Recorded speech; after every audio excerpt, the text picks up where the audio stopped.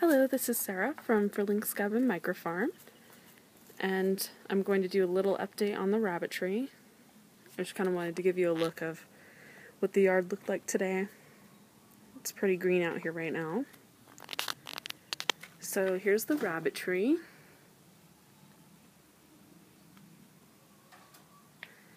And as you can see, I still only have 5 cages. I haven't bought that 6th cage yet. I think that will really help me in the long run, separating babies and stuff. So let's start from the bottom. We have Philly. If you see stuff flying around, it's we have a lot of cottonwoods in the neighborhood, and so it's pretty crazy out there. It looks like it's snowing. Here is Blackberry. Let's see if Blackberry will say hi. I just sheared her down a little bit, her back. I still have to get her dewlap there a little more. Rabbits are pretty touchy about that. There's Blackberry. And she's our black tort.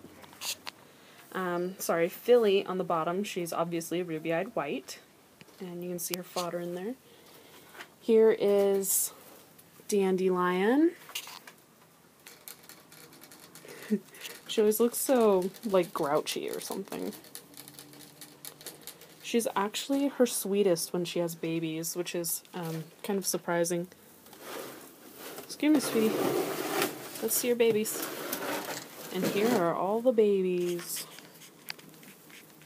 So you can see we have ruby-eyed white. This is what I think is a lilac tort, lilac tort, lilac tort. And then fawn, fawn, fawn. And another ruby-eyed white. And the black tort's back there too. So, let's see, they're just over a week old, like what, week and a half? And they should be opening their eyes like any day now. Today, tomorrow, something like that. There is 7. 7 of 9. He's our chocolate tort buck. Say hi, baby.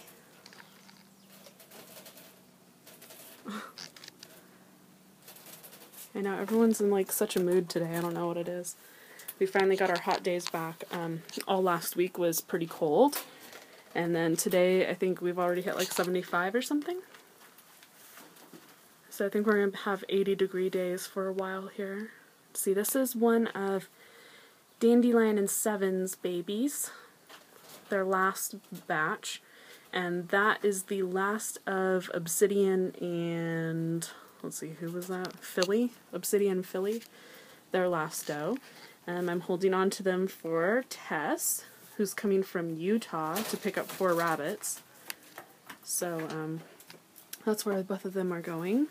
There'll be a new line of French Angoras in Utah. And then Kimmy's helping herself to grain. Kid. If I loop around here, I'll show you all the babies in the hutch.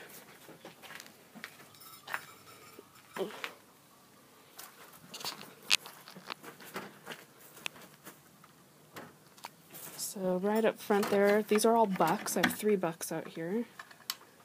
Those 2 are fawns. I think they're both orange fawns. So you can see their coats starting to come out. And then we have Toblerone here, who's a self-chocolate. He's from Washington line, so he's our new herd sire. He's starting to molt his coat too. So these are our 3 boys out here. So, how many of these are going? One of these bucks is going to... Where are you going? Oh, you're going to Utah as well. And then one of them is Bunnaby Jun, so he's staying. And Toblerone is staying. So those are going to be our 2...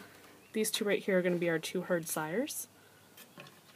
Because 7 is going to Utah to live out his days as herd sire for Tess in Utah. So I'm actually not going to go back in here because I'm trying to run kind of a semi-effective quarantine here. Toblerone is still in quarantine for another week and a half. So what that is basically when you get a new rabbit, you want to keep it separate from all the other rabbits for 30 days.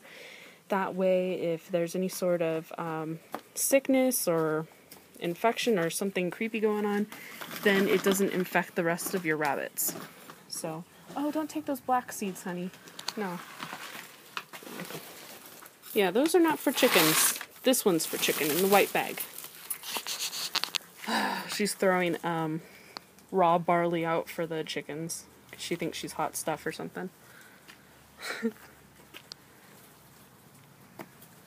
Anyway, so yeah, so Toblerone's still under quarantine, and I just don't want to risk the health of the rest of my rabbits here. And actually, Toblerone looks really healthy, so thank you to Carter's Cuties, to whom I've purchased him from.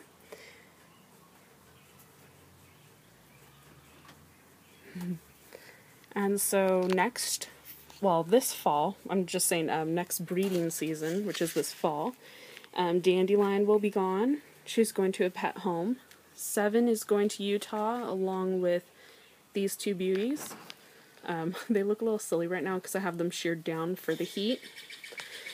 So our breeders will be Blackberry here, who's a doe, Philly, who's also a doe, and then the two that I just showed you out in the hutch, Bunnabee Jones, who's a fawn, and Toblerone, who's the chocolate. So I'll just be starting with 4. I kind of think what I'm going to do is I'm going to keep a kit out of Dandelion's current litter that's in the nest box right now, because they would be 7 months old in October, which would be perfect for breeding. So I think I'm going to keep a fawn out of there. I think I have 3 fawns, and 3 lilac torts. I don't know, I might keep a lilac tort. Either way, I still have a fawn to continue my fawn color line there. So it's not a big deal, whatever color I keep back. But, so yeah, I'll have 2, out of my initial breeding 4 for fall, I'll have 2 that are completely unrelated to any others. And then Blackberry and Bunnabee Jones are half-siblings. They're from the same dam, which is Dandelion there, which is kind of also why Dandelion is leaving. She has great wool, and she makes beautiful colored babies. But, you know, I'm just kind of at that point where I have a doe to replace her, so that's kind of what I have to do. I have really limited space, as you can see. I literally have 5, almost 6 cages for breeders, and the hutch to grow rabbits out, so I'm pretty limited to how many I can keep here. Okay, that's enough, Sweet Pea. The chickens are probably full. I don't know. She's so sassy for 3 years old. So anyway, there's a chicken coop down there, the garden, which is looking great. And then this is our driveway here, and then if I kind of spin around a little, you can see the cob oven, which is still covered up. I have to uncover that. And then we just put up like this little reed fence. Obviously there is the street.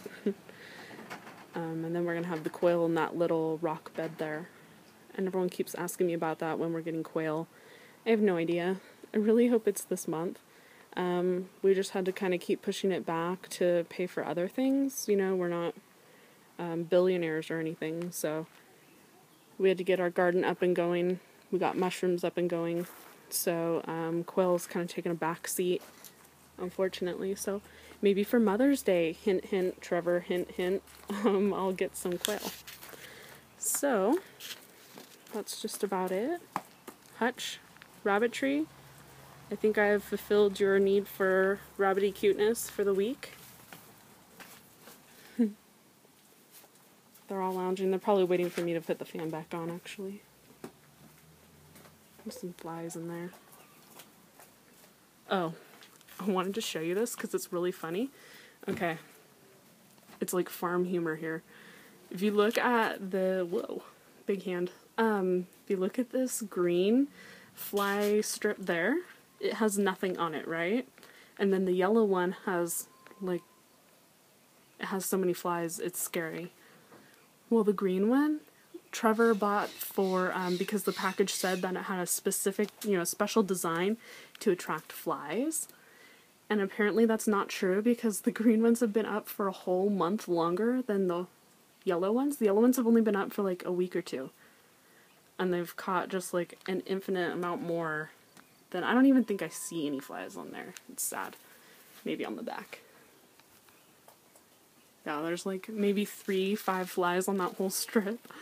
So FYI, sometimes cheaper is better, because those chintzy yellow strips worked tons better than the expensive special fly patterned fly catcher. So, just so you know. Okay, so if you'd like to see more about the rabbits, or chickens, or bees, or garden, or hopefully someday our quail, go ahead and head over to our website at www.fmicrofarm.com. Thanks for watching, guys.